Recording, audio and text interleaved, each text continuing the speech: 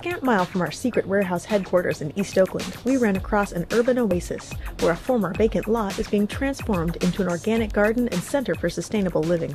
It's called Soul, for sustaining ourselves locally.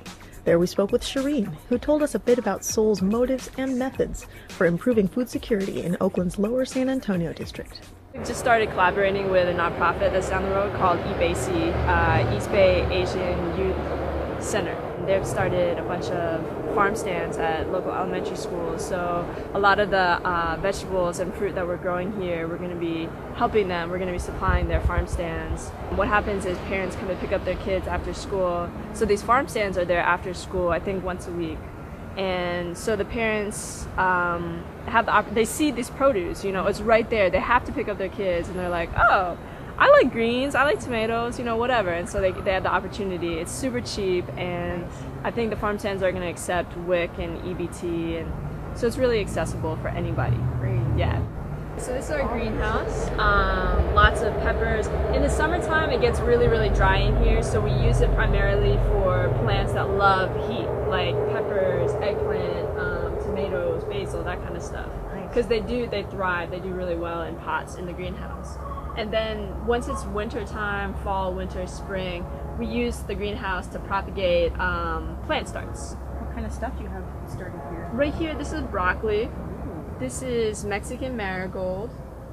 This is sage. You got mint back there. I can smell that. It smells really good in here. Yeah, totally. You just come in here for the aromatherapy. Yeah, you know. The compost first from our kitchen goes first into their food, and then they have a few days with it. They get to like eat what they want. Then it goes into our compost bins. So, yeah. Step one, compost. Yeah, there's step chicken picking. Yeah, exactly.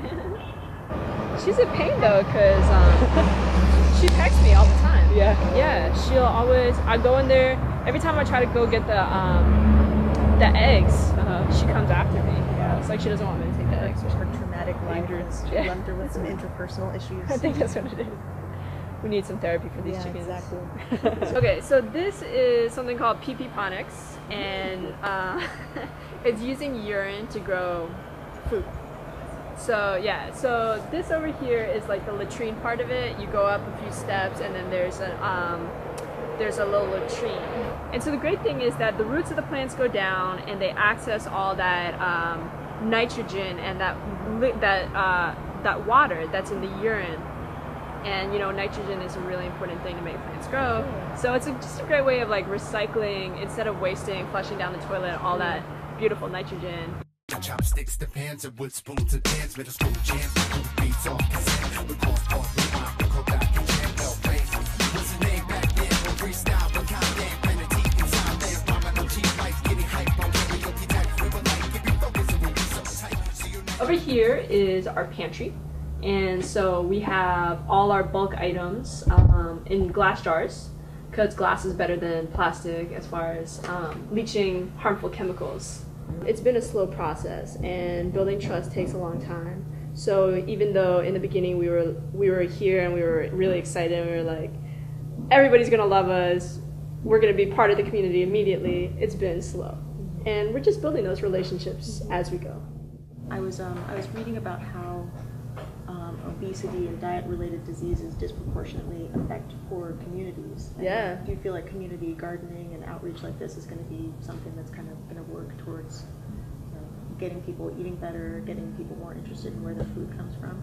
Yeah, absolutely, because I mean, most of food access in neighborhoods like this one, low-income neighborhoods, is through corner stores. Mm-hmm. Corner stores sell liquor, beer, cigarettes, Cheetos, hot chips, candy, you know, Snickers bars, and that's like it, you know? Yeah. So you can definitely get your food from corner stores, you can get your Spam or your like canned green beans, but you're not going to get a lot of nutrients, you're not going to get a lot of nutrition, you know, the things that would make a human being healthy. Offering healthy, cheap produce, really making it widely available will, you know, first of all, you gotta make people remember that healthy food can taste good. And if you cook it right, it tastes good, right? And it tastes just as good as hot chips. Yeah. And so even better. Yeah, it's even better. Even better a lot of times. So it's just reminding people of that, and also making those kinds of foods available. That's what we think is really important. Yeah.